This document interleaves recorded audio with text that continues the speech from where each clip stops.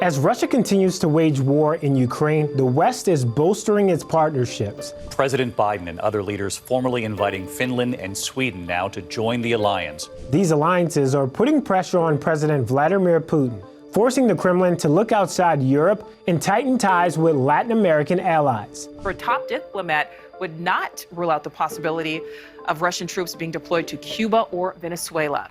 America's relationship with Cuba and Venezuela is complex and, like a swinging pendulum, can shift with each administration. Now, economic pressures and a push for more oil have made the two countries a political priority. So what are Russia's intentions here? Let's get this straight.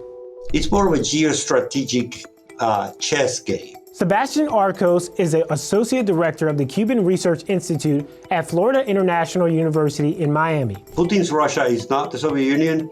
It doesn't have the same objectives, the same goals, and it doesn't represent, in the case of Cuba and Venezuela, the same geostrategic threat that used to represent back during the Cold War. But Arcos says its proximity to the U.S. is favorable to Russia, and the relationship is strictly political. Cuba doesn't have a lot to offer economically. The markets are in shambles, and they can't pay any of its debt. Venezuela's riches go far beyond that, and right now, the Russians, for example, have been reported to be taking plane loads of gold out of Venezuela into Russia. Militarily, Arcos is downplaying any warnings that Russia may deploy its troops to Venezuela and poses any serious threats to the U.S.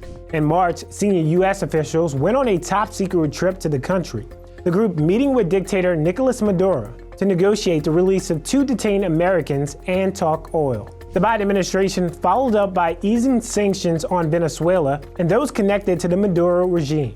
And in a sign that relations may be improving, in Cuba, American Airlines flights are to resume after the reversal of a Trump-era policy. Secretary of State Antony Blinken says this move is in support of the Cuban people and in the foreign policy interest of the United States.